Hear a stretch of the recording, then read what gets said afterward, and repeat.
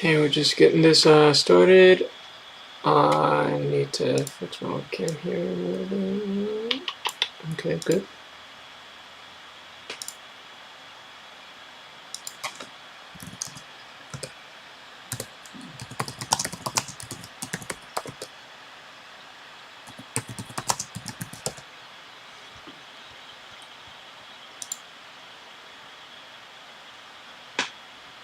Hello. Hey, LAMEzZ, how you doing? I'm doing all right. A little bit tired from work. A little Otherwise, bit always. tired from work. Yeah. Okay, it's all good. Uh, I didn't get much sleep today myself, so nah, I just wanted to have you on here today just to talk about Killing Floor 2 and just the game in general. Do you think it's like and all these updates they're having with the game and like what are your thoughts on it? So, in general, I would say that there has been a noticeably downwards momentum, like a huge downwards momentum of the game. And I have to quote like one very specific update of the game.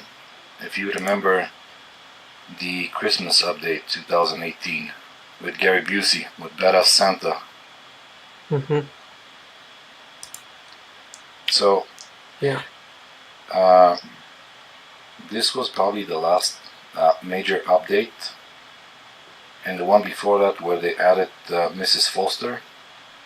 So I know for a fact that these guys, they spend like a lot of money. They've invested a lot of money into advertising, and creating something new. So I even remember watching one of the streams afterwards from Tripwire, specifically about this update. And the guy who is like always hosting the streams, there's one very specific guy, can't remember the name right now, but he was saying that they basically didn't meet their financial expectations. So they've invested a lot of money, especially paying a guy like Gary Busey to record all the voice lines for Badass Santa, for the intro and behind the scenes content. So they spent a lot of money, but they didn't make as much. So that was basically the last decent update, if I have to call it like this, that we got from the game. And afterwards, before the next update, 2019, this is when they announced this partnership with Saber Interactive, who is the developer of World War Z. Oh, okay. Uh, yeah, that was Yeah. through Saber. Another question. Everyone's having like these thoughts that like through these updates, I think there's going to be a couple of them until something else happens. It's just like a rinse and repeat type of thing. Do you feel the same way about it? That like how other people are saying it's just like the rinse and repeat, like the new map plus the 2 new weapons type stuff? Or is that like where you think all that financial like investments are like going into like all the new weapons and making them like the cosmetics and the uh the graphics to make the weapons and like the animations fire them and stuff like that? I wouldn't say so. And this specific subject, I spoke about it on my last stream, which was last Saturday, because someone from chat asked me, and then I remember that one of my like earliest streams that I did in like 2019. I was talking about how they basically put attention on something else, like the entire development crew of Tripwire. So they dedicated like 90% of the work to another studio, which is Saber, and they started working on something new. Now everybody thought that this was, the infamous game of Maneater, but that's not it, right?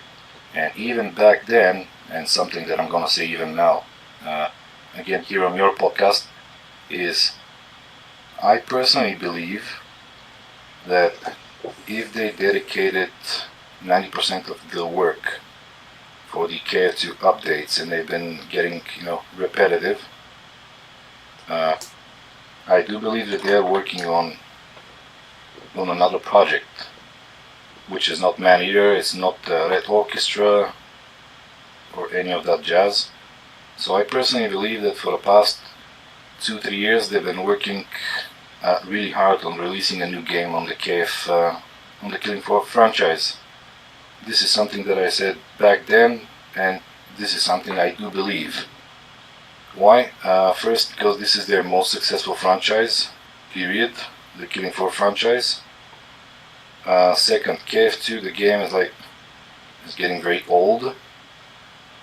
And three, because it's running on a very, I would say, very janky engine.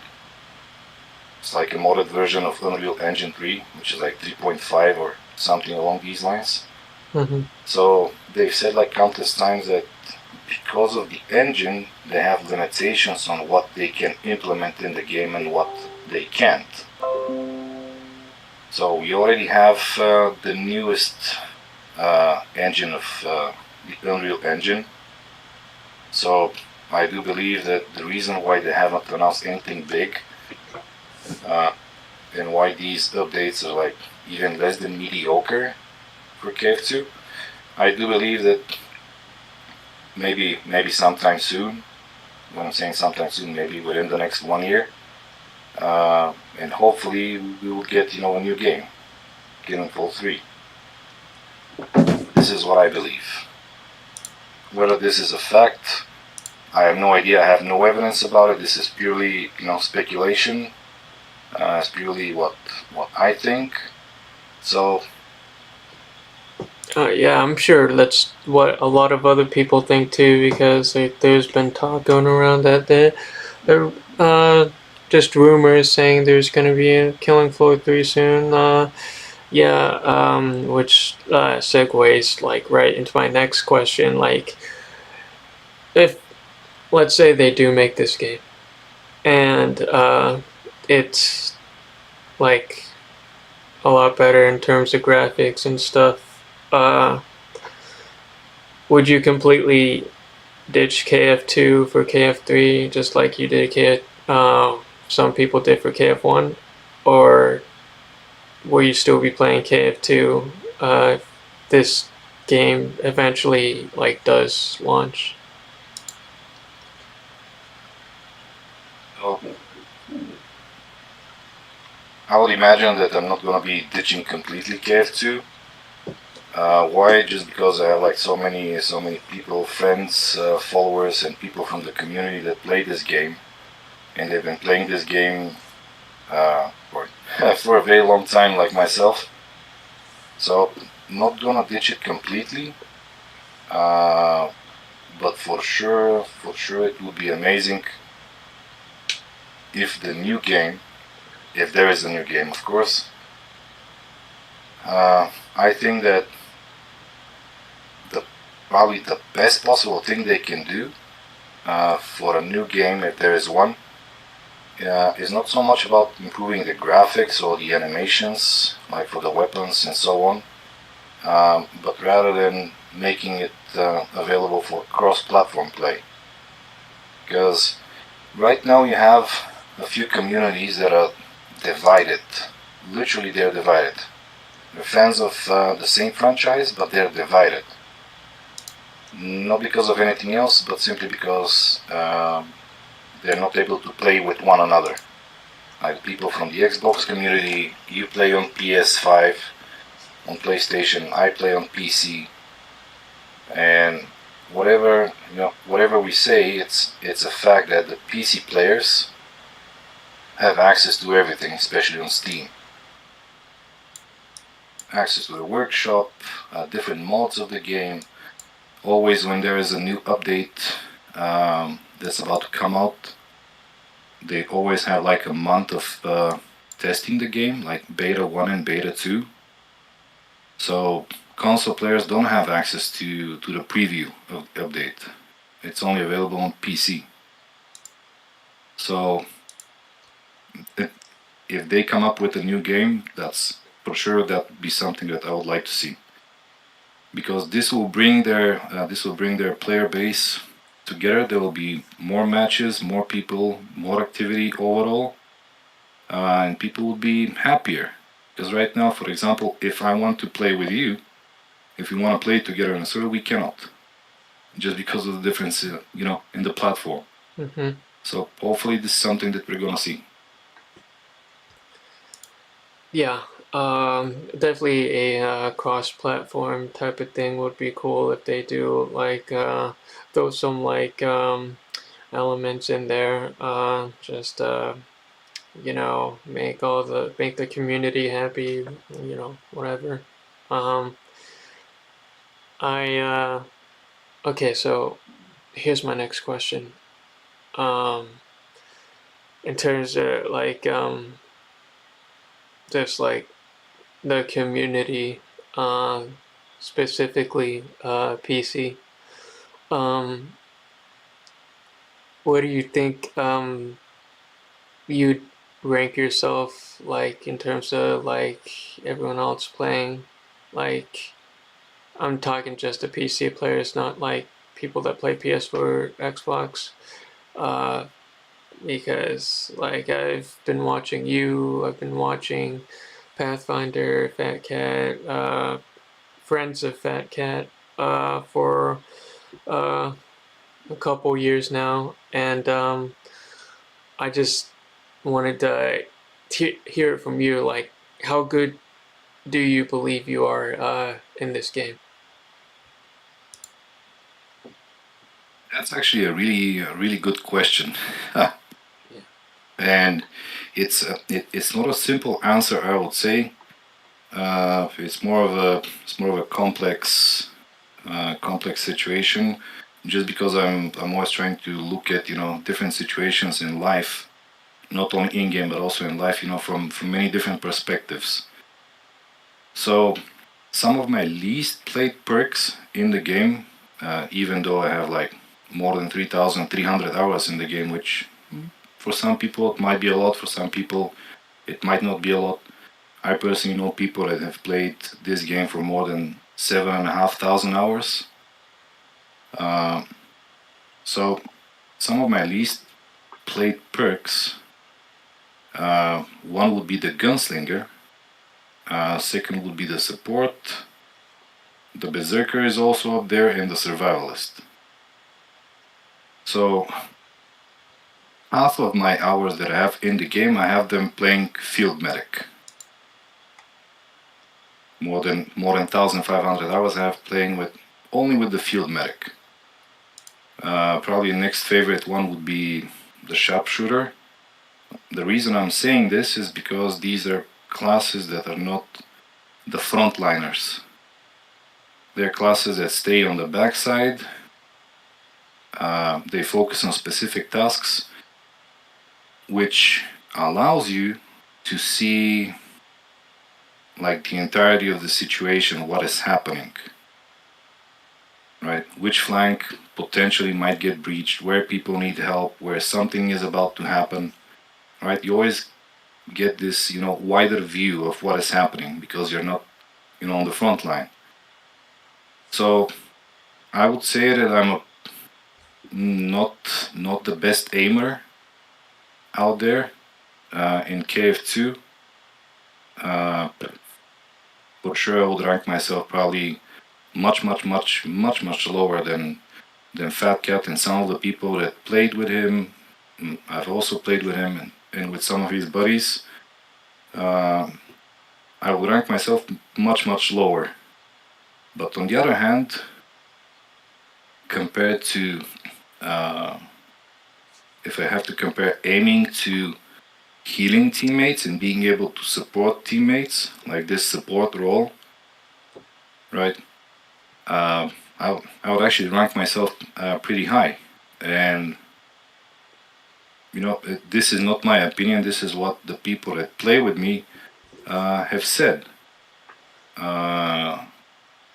Just because I can make really good decisions for the team, because the server I play on, I always play Harder Than Hell on Earth, which is a modded version of CD, but with all perks unlocked, with some modded Zeds, much higher spawn, bosses in between waves, right? So usually I'm the guy who is the healer on the backside. So you can often hear people say on my streams when we play, whenever LAMEzZ says we need to go, and everybody follows LAMEzZ. And usually everybody stays alive almost all the time. So in terms of aiming, I would say I'm not that high, but in terms of supporting the team, I would say that I'm pretty high up there. Okay. Now, I was gonna mention a few others like Kodo SG, who is another like KF2 YouTuber who's like kind of well up there. You know, so when you are like playing your more dominant like perk or role as a medic, like do you usually just help people who are lower level, or do you play with like more experienced players just to have fun? Or is it like a mixture of both? So I would say it's a mixture, and one of the things that I always try to emphasize to some people, because let's face it, there is some small part of the community that is like kind of like closed off. They don't want to help newer players. They don't want to give them advices, etc. and so on. But rather than being isolated and pushing people away. So with me and my games are open literally for anybody, regardless if this is your first time playing the game, whether you're a 0 level. For me, that doesn't matter. Even when someone is looking for help and what can bring and keep, most importantly, to keep more people playing the game, to be part of the community, to feel like they're part of something bigger, like part of a family. Because for me, this game and the community itself, it's one big family. Most of the time, it's a happy family, right? So I always encourage more experienced players to help others, to give them suggestions, advices, to support them and whatnot. Because when this thing happens, this newer player, next time he will come back, he would want to play, because he or she will remember, this pleasant experience. I've played with these guys, even though I was, a new player. I felt welcomed. I felt, nice, being supported. Oh, I've learned so much from these guys. They're amazing. Want to play this game again. Want to play it more. And so on and so on. So when this happens, this newer player, eventually, when this player gains a little bit more experience, this player, when he meets a newer player than him, less experienced than him, he would act the same. He would be nice, trying to support, trying to be welcome, and so on, the same way how he was treated when he first started, or when he started initially, he or she, right? Mm-hmm. But if you face, instead of being supported, to be rejected, for people to shout on you just because, quote unquote, you didn't buy the correct loadout, or you did something stupid, or you started shooting at a Z that you weren't supposed to shoot, so you would react the same when when you meet a newer player. So I would say, as a mixture, it doesn't matter. For me, it doesn't matter. If you're new to the game, if needed, I'll spend time with you, I'll show you, I'll teach you. You're gonna fail once, two, three, four, 5 times, but eventually you're gonna grab it. So that's what I believe. Okay. You did mention control difficulty, which is like really high up there in like difficult like it's like a more of a challenge rather than hell on earth, or like all these different difficulties people make. So my next question was going to be, since you did mention CD, did you compete in like any like tournaments that involved CD with like high-ranking players? Like, were you involved in any like high competitive like tournaments, or like on KF2? I know Richard Dangles made one a little bit ago, and some others did as well as myself, but that was only Hell on Earth, and that was PS4. Like we could only do Hell on Earth. But have you personally been in any tournaments? So me personally, I haven't been. I was invited like multiple times to various events like this. Even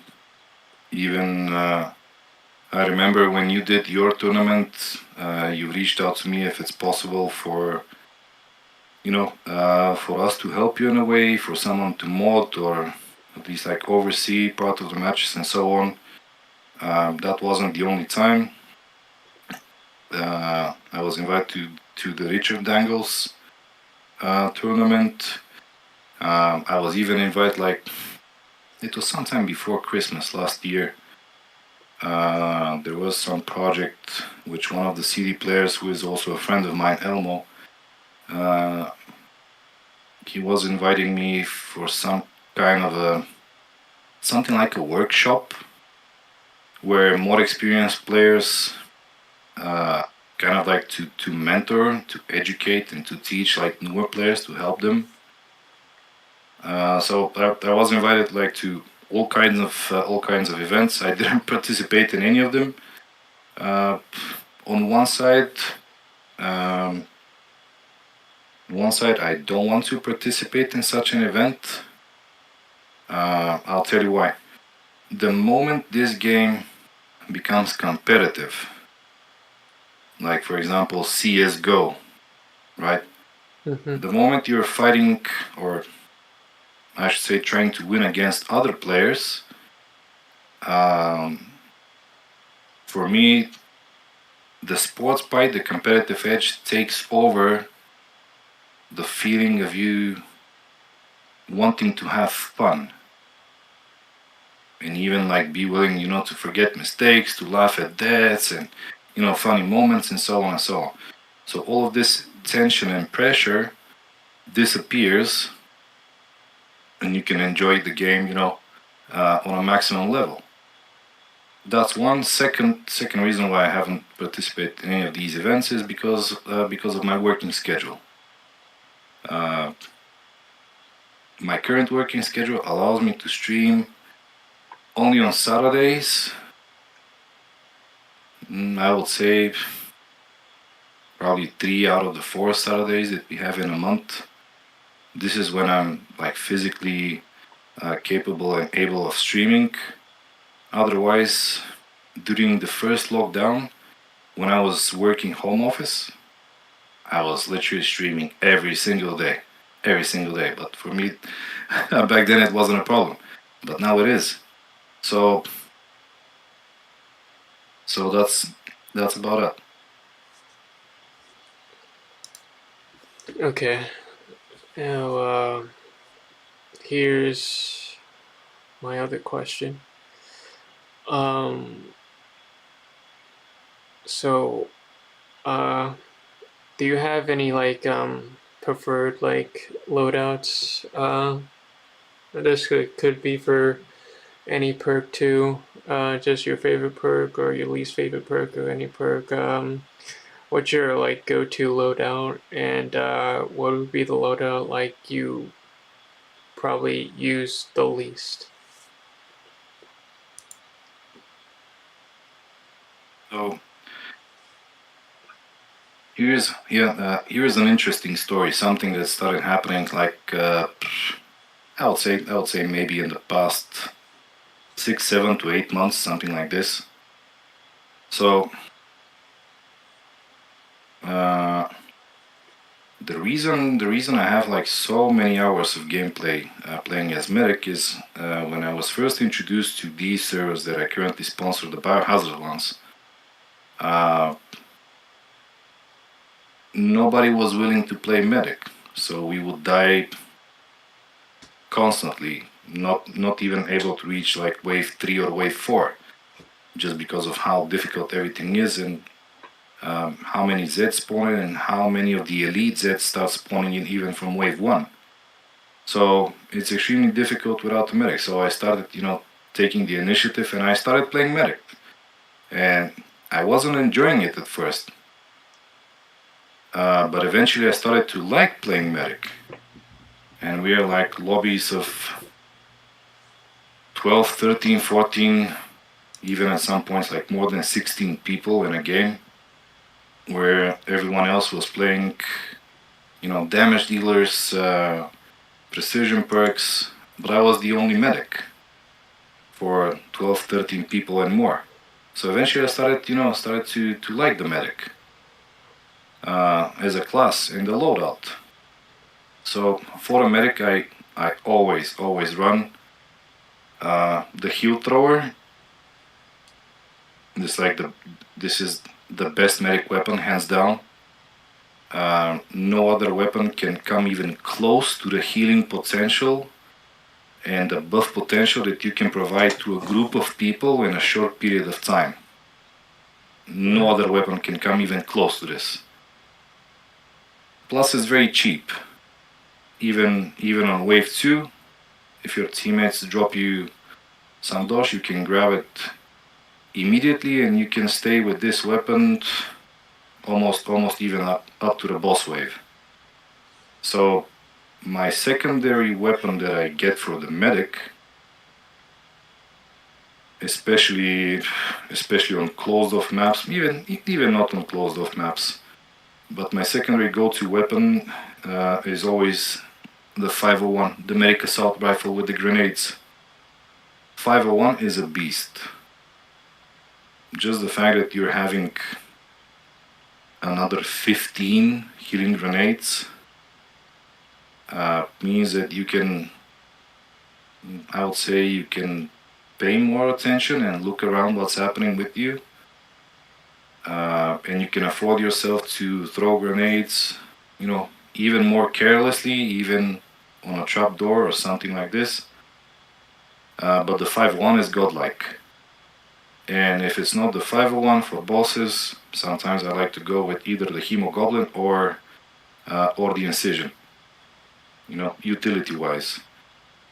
So these are probably like my most played weapons. But before I started playing medic, my main perk, my main class was actually the sharpshooter. So for the sharpshooter, my favorite loadout is the railgun, upgraded once, and the center fire.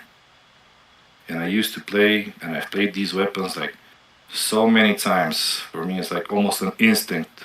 I'm playing a sharpshooter and I can buy the railgun or the centerfire. I buy it like without even thinking about it. Least played weapons, I would say probably the melee weapons. The melee weapons and some of the gunslinger weapons, the revolvers, because they are very specific. If you're not playing a gunslinger, playing with a deal or with a magnum on a survivalist or even off perk, like I've seen some people do, it is just not the same. Just not the same. So again, gunslinger is my least played class, just because I'm not the best aimer out there.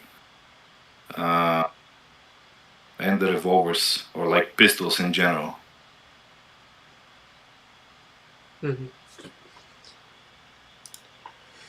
Okay. Yeah. I'd say so myself. That like I have been playing more medic and Zerker lately, and I've been using like the weapons you mentioned a lot more. Starting to get used to Commando and SWAT 2 a little bit. Just seeing how those perks work out for me. Um, Here, I do have another question though, and I've asked like all my guests this question when they hop on my podcast. If you had to put yourself like in a competitive situation, like on a 10 wave Hell on Earth match or a 10 wave CD match, if you had to pick 6 people up, including yourself, who would they be?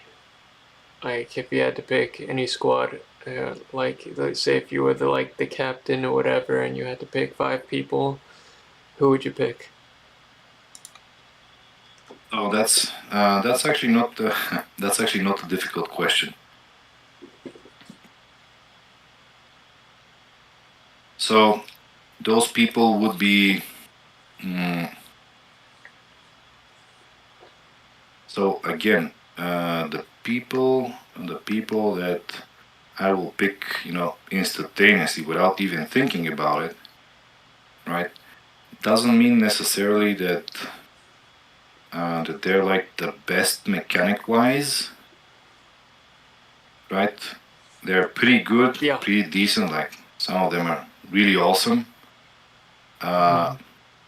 But most importantly, these are people that I've played like countless of hours with them, and they do understand that this is a team game and it's a team effort, right? So we can support each other. So person number one would be a friend of mine from the U.S. He almost always plays with me on my streams, even off streams. Even though he does play with a little bit higher ping compared to everybody else, he is still like really, really good player, and he constantly plays on CD servers, on Tamari server, and so on. This would be Hellfire. Is number one. Second person that I would pick is a friend of mine from university. We were roommates back then, and we were like playing KF1 with a LAN cable, 2 computers connected to each other, because we couldn't play online, so we Old played school me stuff. and him on KF1. This would be Chaos Eater. Is another one. Number 4 would be Cyber Commando, who is also a dear friend of mine. I would say probably the best commando out there, like hands down, because this is the only class that he has been playing, and he is a console player that made a transition to PC, and he has been playing KF2 ever since it came out. So he plays only commando, only commando. Okay.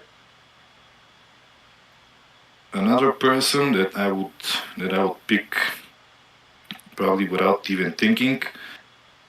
He's another friend of mine, viewer, follower. We play every time we play together. He jumps on, he plays with me. This would be Kitanov. I'm pretty sure you've seen him in the Facebook group. Yeah. Uh, Yep. this would be Kitanov. And last but not least, a friend of mine. She is again from the US. Plays with me constantly. This would be her name is, and her nickname is Courtney. So this will be the six-man lineup that I will always choose. Relative to everything else. Okay. Um. So, um. So with that being said, with you and your pick squad, say put you in a type of situation.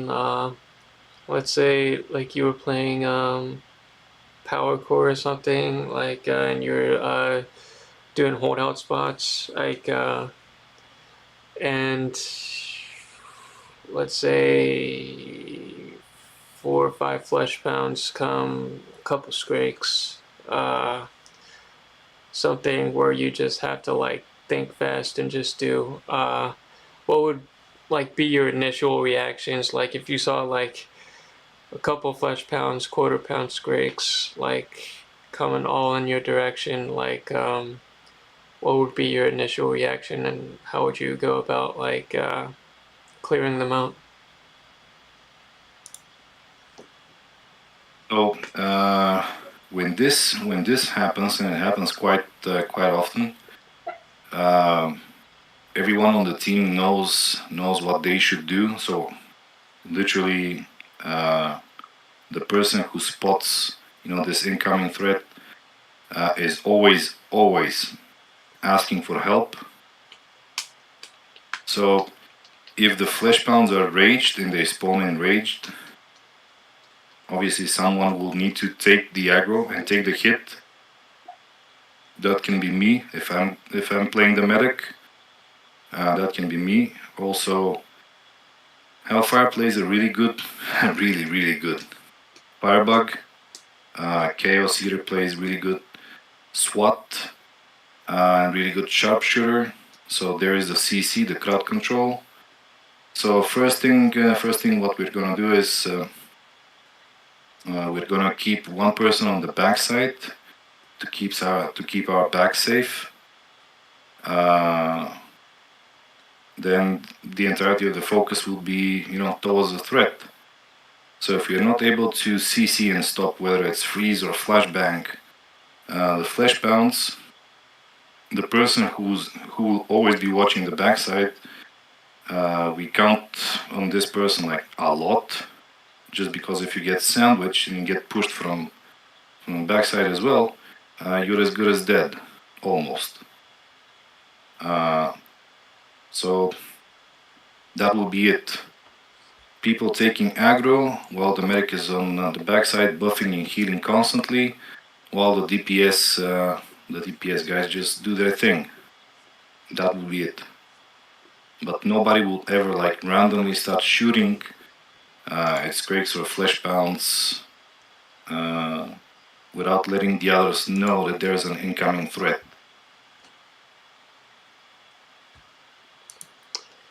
Okay. Uh,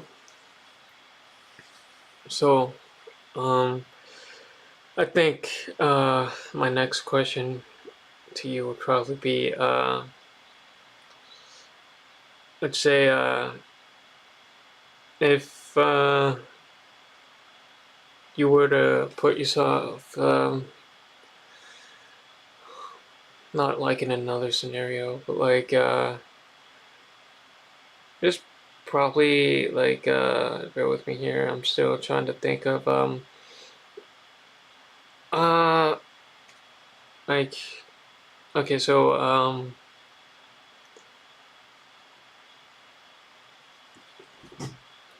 what were your like initial thoughts on like uh the shrink ray whenever they and the cross boom whenever the developers first released it on the game. Because I know some of these new weapons, people were kind of excited for because like I never like heard of anything. I never thought like they would be putting like a shrink ray in the game. But what what were your uh, thoughts on some of these new weapons? So especially for the shrink ray, uh, I do find it to be like more of a meme weapon. Uh, I really don't find like too much usefulness for it, unless you're trying to shrink down, let's say, a big Z, and potentially you being able to jump on its head to knock it down and stun it like this. But other than this, mm, again, I do believe that this is a meme weapon, and I cannot imagine someone, let's say, because it's a survivalist weapon. I cannot imagine someone playing as a survivalist that would choose the shrink ray over a hemoclover, over the kaboom stick, uh, over even like the freeze thrower or the RPG or the doom stick. I really, it's really hard for me to believe that someone would choose, this meme gadget, quote unquote, for something like this. So I can tell from now that I'm not even planning to buy this DLC, and probably I'm never gonna be using that weapon. Now, in regards to the crossbow, mm, I really don't find exactly how this weapon would be uh, useful, or even like if we have to compare it to a similar weapon, which the crossbow's mechanics are based off of, which is the seal squeal, because you shoot an arrow and you can detonate it manually, which this is how the seal squeal works. And also from this mechanic, the mine reconstructor was based off. You shoot a mine and you can detonate it with your alternate fire. Nobody uses the mine reconstructor.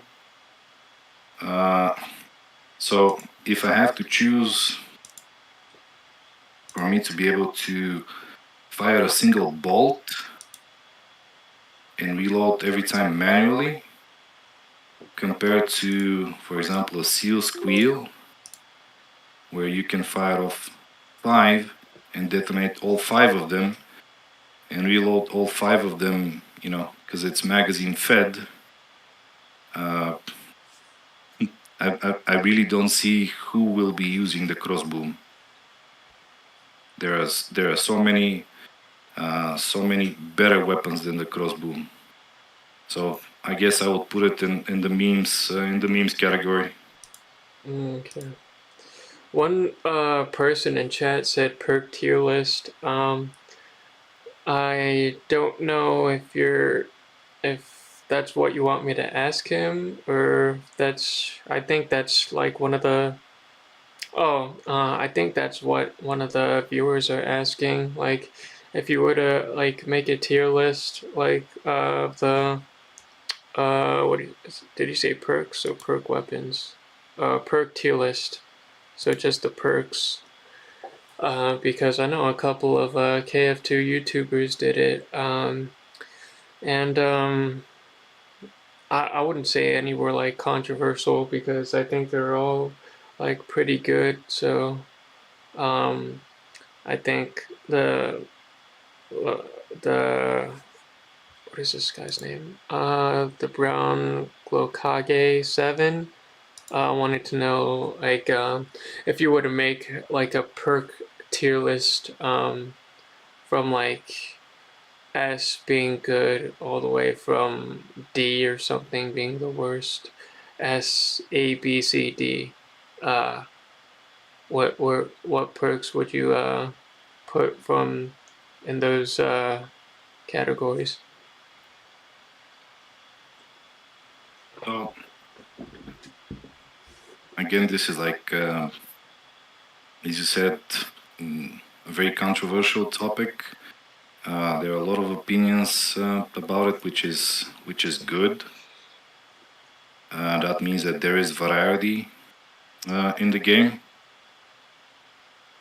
but always, for me, this is a topic where I look at it from two different perspectives. Number one would be whether you're playing, solo, or you're playing with a team. And if you're playing with a team, whether you're going to be playing with another person, so it's only two of you, or if you're going to be playing with two more people, three, two, four, five, etc., and so on.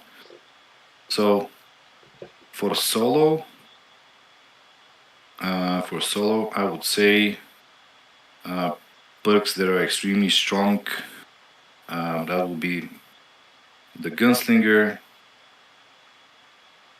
Actually, if I have to put it, I would say that on solo, every perk is really really decent, and can manage on his own, pretty well.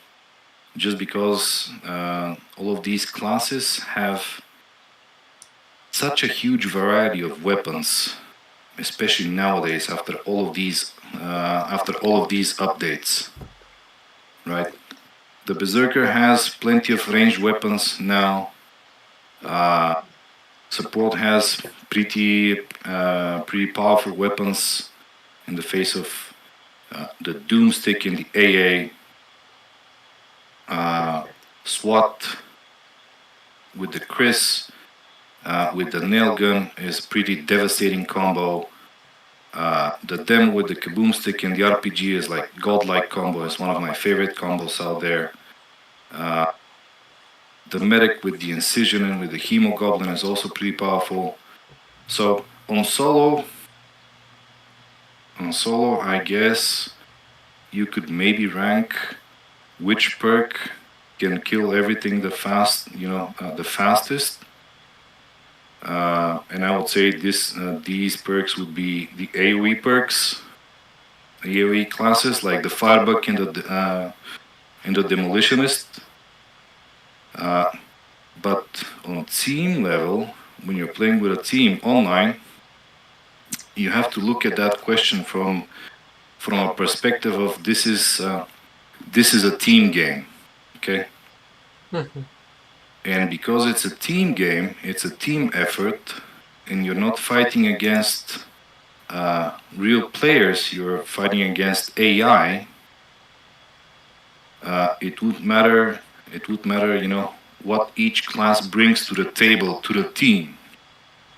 Like for example, the medic can keep everybody healed and everybody buffed with speed buffs, damage reduction, and also allowing them to do extra damage, while the Firebug can keep the little ones in the trash aside, so you can keep them at bay.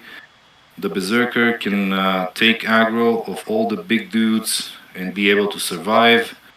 The demo being able to dish out huge amounts of damage to an AoE and clear literally everything. To a gunslinger where he can demolish like an entire wave of small things, middle things, and even a few big things. He can demolish them in a matter of seconds. The commando who can literally enable all of the other perks to reach their full potential. I'm talking about Z time, but not only Z time, but also giving the ability for your teammates to see the cloaked enemies, right? So, in terms of who would be the best, like at the top, team-wise, I would say probably the medic will be number one, like S tier, like always, just because of how much he brings to the team using so little. Uh, Next one would be, again, if I have to put someone in S tier, I would say probably the gunslinger and the commando would also go into S tier.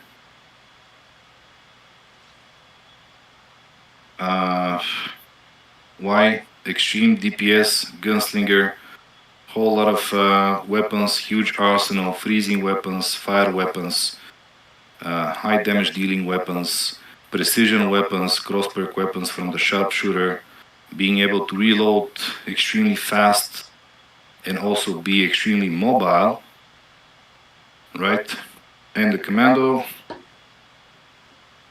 because of the Z time refresh, being able to see cloaked enemies, but also his huge versatility of weapons that he can use. Because you can make a commando to be a damage dealer, a DPSer, but you can also make him to be a support, like to have a supporting role. Afterwards, in the next year, I guess I will be putting Firebug on first place. Firebug has gotten a lot of love recently, last few updates. Firebug is a very powerful perk, can deal with enemies from any caliber without any issue. Problem for the Firebug is that if you're not able to kill something fast, you're gonna make it angry. If you make it angry and you don't get some support from your teammates, it can cause trouble for your teammates. But otherwise, Firebug is like pretty OP right now. Afterwards, I'll be putting probably the sharpshooter, which is one of my favorite classes. A lot of damage, good weapons to choose from, but very little survivability for the sharpshooter. Afterwards, I'll probably put the demo. So these are like the 3 classes that I'm putting in A tier list. Berserker used to be, all honesty, before the last nerfs for the Berserker, if you ask me, let's say a year ago, which class do you think is the strongest of them all, regardless of any situation, I will answer you the Berserker, hands down, any day of the week. Just because of how sophisticated and how complicated that perk is.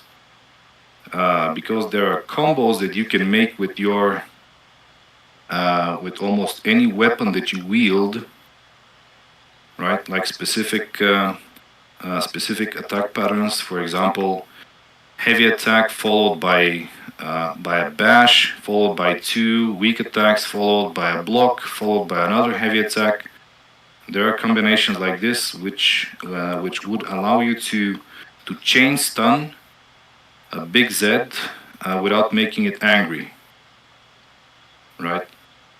There is one really good and really advanced guide by Delta Ranger. It's on Steam for the Berserker for these type of combos. But now the Berserker just feels like I don't know, squishy like a watermelon. If you sneeze on him, he has to run away and heal up. He's just not what he used to be. So these 3 in A. In B, I would put SWAT Survivalist Support, and probably afterwards would be the Survivalist. So it would be S tier, A tier, and B tier. If I forgot any of the perks, I actually don't know. I think you got them all. Yeah, I mean, I can agree with you on most of those perks. I mean, I think they're all pretty good. I think all of them are pretty unique in their own way, and they can like get jobs done in like different ways in terms of like teamwork, or if you're doing it solo, whatever.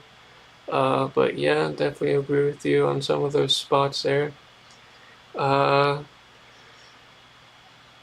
so my next question would probably be if there was like a new player or a new KF2 player that says he wants to be like the best, and he's just starting out, uh, what advice would you give him? Or like if he was just like level zero everything, what advice would you give him if he wanted to work his way up from like playing from hard all the way to CD? So, for me to answer that question, I have to say that it does matter. It does matter what is your gaming background before you come to KF2. What do I mean by that? If you are someone who was and who is playing like other FPS games, games that include like shotguns and rifles, sniper rifles, but mainly full auto rifles and SMGs, I would imagine that it would be easier if you're a new player. It would be easier for you to run perks like the Commando, just because of his arsenal of weapons, the assault rifles.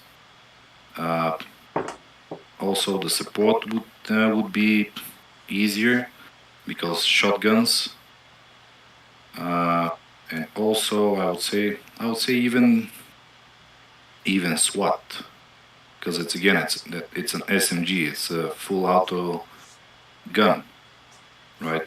So if you're coming from an FPS background, probably these three perks would be easier for you to get used to, because they use very similar weapons to what you're already used to shooting with, right? Yeah. Not only this, but also, uh, especially the support and the commando. On level 5, you unlock faster reload, which makes everything so much easier and so much more enjoyable, right? Yeah. So that's one side of things. Now another side of things, if you're not coming from an FPS game, like maybe from a third-person shooter or from some other type of game, I would imagine uh, that probably support would be easy again, just because shotguns don't require that much of an aim, uh, and it's easier to hit targets while you're getting used to the mechanics and what the enemies do. But also the firebug. For the firebug in the initial levels and like the initial difficulties, again, you're playing the game, you're not required to aim as much, so you can focus on other things, which is identifying what enemy is what is your role like overall, and what is happening in the game, and how the difficulty scales. So you can just, people say point and click without having to think much about it with the firebug. So I would say that maybe those are like the five easiest classes to start up with.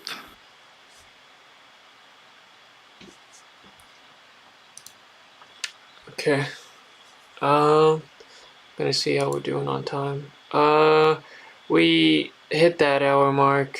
Uh, which is how long I usually go to. Um, but if you wanna end it here. We can end it here if you wanna go on, or if you had any questions for me. It's totally up to you. Uh, so um, it's your call. Do you wanna keep going, or do you wanna end it on the hour marker? I just realized when you said a question from chat, and I was thinking to do it, but now I opened it up. So first, I don't know why I'm not following you on Twitch, but I should be following you right now. Yeah, I just got it. Yeah. Second, you've typed in my nickname incorrectly on your Twitch on your Twitch stream. Oh, really? Which is okay. Which is okay. Here, I can change it. That's okay. Even if you don't change it, doesn't matter. I'm not a guy who is picky. So maybe, I mean, I do have like a couple of more things to say, which are like my thoughts about the game and about the community, in general. And here's my mentality when I'm playing this game, because I love the game a lot, and some of the best people I've ever played with and I've ever met are people that I met through this game, playing Killing Floor 2. People that I can say that they're like either my brother. I feel them like my brother or my sister, even though they live across the ocean, and I've never seen them in person, and I might never meet in person. But these are people that we form like this special bond, this special connection, which I personally think that all computer games or all games in general, especially when they have like access to online play, this is what I think that the games are designed to do, to bring people together. You just need to look only from the positive side, because there is no negative. It's only a game, and it's okay to mess up, right? And you don't need to be salty about it. And when someone is giving their opinion about something, that doesn't mean this is necessarily true, like 100% without any question. And just because of the huge variety you have included in this game, in KF2, right? Mm-hmm. So you should always be open-minded. And when someone is trying to give you an advice or maybe saying something that is different from your perspective, you should try to get only the positives and try to learn something from it. And I'll even give one very specific example with a friend of mine that I mentioned earlier, that would be part of my dream team, which is who is Cyber Commando, who plays only Commando. Mm-hmm. So we've had this joke every time every time I'm playing demo, right? And Z time kicks in, and he's like, I see him, he's aiming for the headshots, and he wants to extend as much as possible because this is what he has been doing. But for me, one of the most enjoyable things was simply to shoot at his feet and nuke his screen, which will disable him to extend any further, right? So our debate was which skill is better, whether it's the destroyer of worlds or the other one. So you either nuke when you shoot, or you reload and shoot in real time, right? So Right. my opinion, my original opinion, something that I've stuck to for so long, was that the nuking skill was godlike. The other one couldn't even compare to the nuking skill, just because of the utility of the nuke. Because you can nuke through a door, the poison will kill the small dudes behind the door, or if you nuke an area that's not being guarded, simply the poison would stop the Zeds advance towards you. Also, if you have a big dude, a big Zed that's enraged, whether it's a Scrake or a Flesh Pound or a Quarter Pound, but if you nuke him, the poison itself would derage him. So there is utility in it. And this is when I started to. This is when afterwards the kaboom stick was introduced. So the potential that the demo has with the kaboom stick, with the other skill, where you're shooting and reloading in real time, just the fact that you can dish out like so much damage in so many shots for a few seconds of Z time, and the fact that you can jump away multiple times from any incoming danger, or get out of a corner, or get onto a glitch spot, which I like to do a lot in my games, or just to be able to jump on top of ledges that otherwise you need to circle around, or the fact that you're able to negate some fall damage with the kaboom stick, right? Especially when you have a commando that can allow you and give you like 3, 4, 5, 6 seconds of Z time, even more. Being able to shoot and reload in real time, this is like it's priceless. It's priceless. So, and Cyber Commando has been saying to me, you know what, LAMEzZ, this skill is much better, because for a few seconds of Z time you can fire 3, 4 rockets. Every big Z would be dead, instead of just nuking and not being able to shoot for a couple of seconds and disturbing someone else's aim and blah blah blah. So I started to experiment with this skill, and now this is my go-to skill. I don't play with the nukes anymore, right? So even though I was so much more experienced with him playing the Demolitionist class, but I was still open to what he was saying, and I wasn't stubborn to actually try it out and see for myself. So ever since I did that,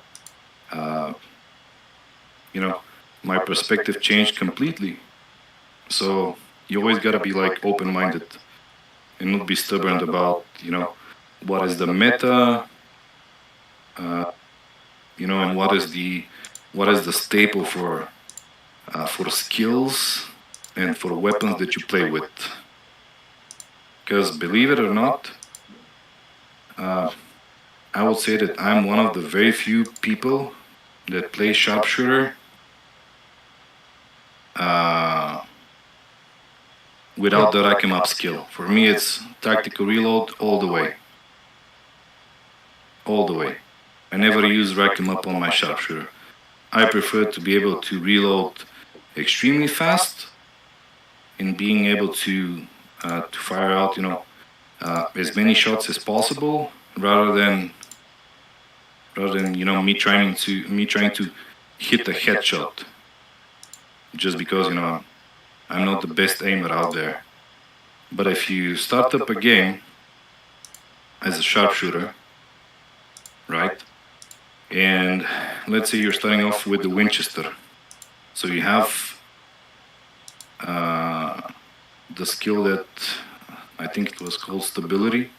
When you're crouched down, you deal more damage, you shoot faster, but you also reload faster. So if you have this skill and you have the tactical reload skill, so the Winchester can reload its entire clip, 12 bullets, under 2 seconds. Under 2 seconds. Which is absurd. and also the railgun, uh, especially if you know how to do reload canceling and you're like semi decent at it. If you're crouched down and you have the reload, the tactical reload plus the stability perk, oh boy! By the time a sharpshooter is able to fire 3 shots on the railgun without attack reload, I'm able to fire maybe 7 or 8 shots on the railgun. So for me, it's much more important to be able to reload faster, just so that you can have room for error and not being the best aimer out there, right? But at the end of the day, when you fire a shot on the railgun, even if you're hitting the chest, the Z's in the chest, still has plenty of penetration to bring down, I don't know, 10, 15 Z's if they're lined up. Yeah. So either way, you're gonna be shooting damage. You're gonna be dealing damage. So my thinking is, the faster I shoot and the more shots I can fire, the more damage I will do, without me having to worry so much about whether I'm gonna hit a headshot or not. So I'm one of those, one of those players. I don't like rack 'em up that much. Oh, really? That's about it. Okay. I'm looking in chat here. I don't think there's anyone else in chat except Manchester, he's known as Manchester on PS4. I think he's the brown Glokage on Twitch. Just had that, and he mentioned that headshots were good for every other perk besides Firebug and Demo. But yeah, I don't think there's any other thing that needs to be said on my end. So if there's anything else you need to say to the people or the chat, feel free to say it before I end the stream, if you'd like. Yep. I'd actually like to thank you for this opportunity to have a conversation with me. It does mean a lot for people that reach out, people from the community. This also gives me the chance, to share my thoughts about specific matters regarding the game without my focus being occupied on who will die, or the fact that a fleshbound is coming to pound me and so on, or reading Twitch chat. So I would like to thank you for this opportunity, for inviting me as your guest. And also, one more thing that I would like to say is, I even said it to you, I believe, after you made one, I would say, interesting video, controversial one that brought, some attention to yourself and brought some heat to you. I would say it even to your viewers and listeners. If there is something that I can help regarding the game, an advice, or maybe to try and see if you have like some kind of technical problem or issue with the game, whether it's stuttering, crashing, or whatever it might be. If I don't know the answer myself and I cannot, help you step by step, because I did have a few cases like this from people in my Facebook group, I do know the people that can help, right? So I'm more than open and willing, to help people in need, people from the community. That's it. Okay. Words from LAMEzZ. Thank you for coming on and sharing your thoughts and answering my questions. Um, yeah, this has been Chaga with the 10th episode of the Killing Floor 2 podcast with another special guest, LAMEzZ. Feel free to check out him on Twitch. You can find him on the Facebook group too, Killing Floor 2. Uh, and yeah, I will see you guys in the next one. Peace out.